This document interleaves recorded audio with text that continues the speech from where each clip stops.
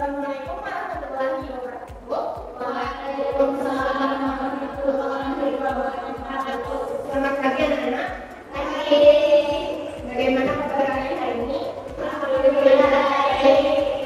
Baik, sebelum memulai pelajaran, alhamdulillah kita membaca basmalah terlebih dahulu. Bismillahirrahmanirrahim. Di sini ibu akan melakukan tes terlebih dahulu. Fitri, hadir. Sisi, hadir. Rahman, hadir. Nabila, hadir. Dia, hadir. Zainab, hadir. Sebelumnya, ada yang melakukan dari apa yang akan ibu sampaikan hari ini? Ya betul, hari ini kita akan mempelajari mengenai dinamika hati menjadi tenang. Dari dua gambar yang kita tampilkan, apa yang akan kalian simpulkan? Orang yang berdiam di masjid. Ya, orang yang berdiam di masjid disebut sebagai itikaf. Istilah itikaf berasal dari bahasa Arab, yaitu kata yang tadi disebut ucapan yang berarti tinggal, menetap atau berdiam diri di suatu tempat. Itikaf secara istilah adalah berdiam diri di dalam masjid untuk beribadah kepada Allah yang dilakukan oleh orang tertentu dengan cara tertentu pula. Adapun dalil dari hadis tentang itikaf terdapat pada surah Al-Baqarah ayat 125 yang artinya dan telah kami perintahkan kepada kita menjadi Ismail, bersihkanlah makhluk untuk orang-orang yang kafir, yang itikaf, yang berwudu dan yang sujud. Adapun dari hadis Nabi riwayat Abu Hurairah dan Muslim yang maknanya sesungguhnya Nabi Shallallahu Alaihi Wasallam senantiasa beritikaf pada 10 hari yang terakhir pada bulan Ramadan. Kemudian para istrinya berbuka setelah beliau wafat. Adapun itikaf, jumhur ulama berpendapat bahwa melaksanakan itikaf adalah sunnah. Namun hukum ini bisa berubah menjadi wajib jika seseorang bernazar untuk melaksanakannya. Bisa dilakukan pada 10 hari terakhir di bulan Ramadan. Dan kalau sunnahnya pun lebih tinggi lagi.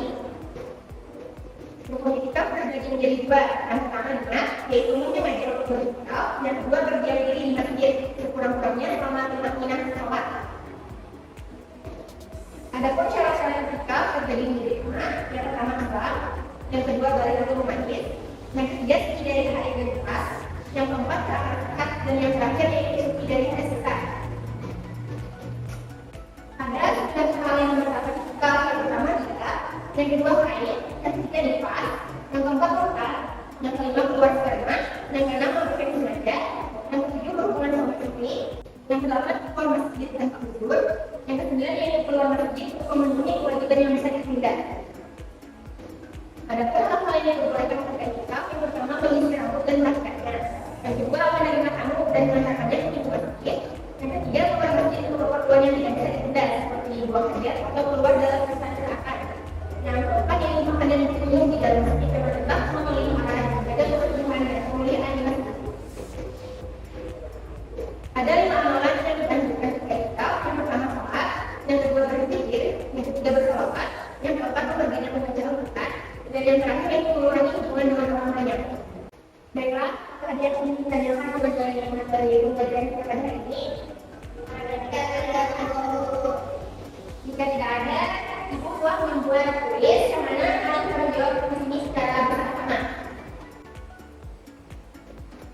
Baiklah, di sini ibu telah membuat 10 pertanyaan dengan berbeda, dan kita menjawabnya dengan bersama-sama. Apakah kalian ya? Iya. Baik, kita mulai.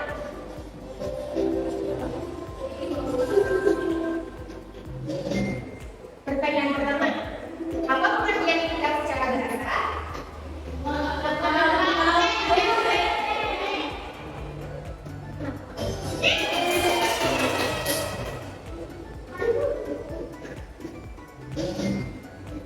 Pertanyaan kedua, surat ayat berapa yang membahas tentang itikaf?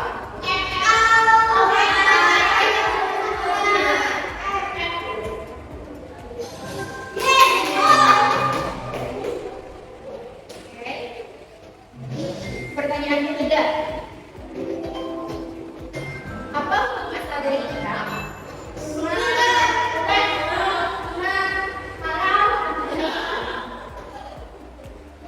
Pertanyaan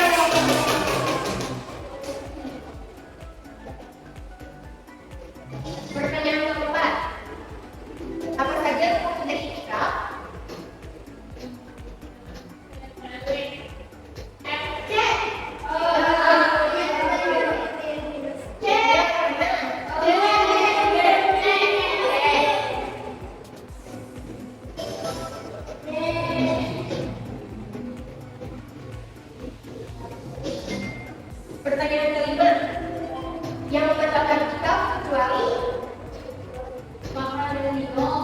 Ada minum, oke. Apakah ada lagi opsi lain? Oke, lima. Oke, makan dan minum.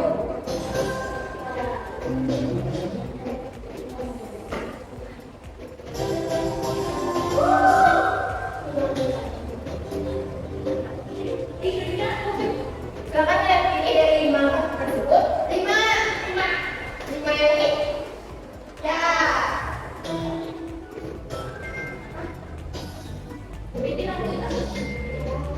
Pertanyaan ke-6. Syarat tadi kita kecuali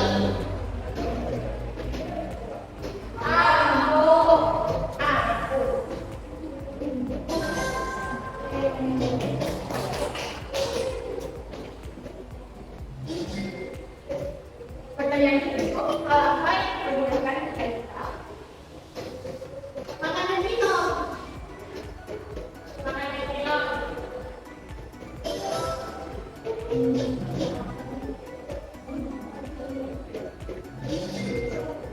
Pertanyaan ke-8, amalan apa saja yang diajarkan ketika kita berbicara? Berkawan.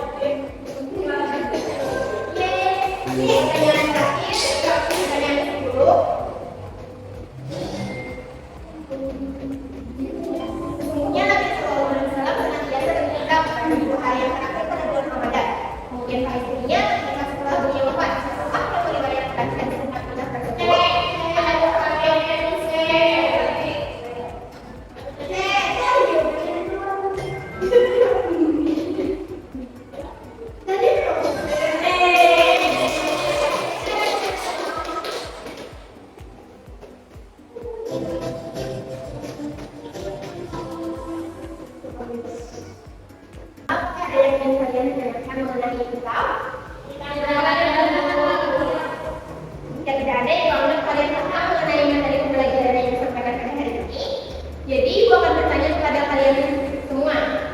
Di sini ibu akan menjelaskan bahwa nama kalian di sini terdapat di dalam seminar yang ada di papan tersebut di nama kalian.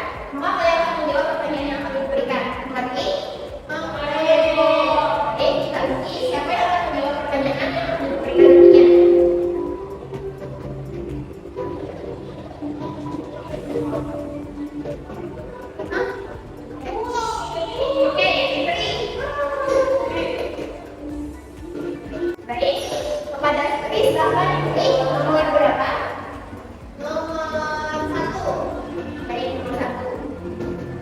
Pertanyaannya adalah sebutkan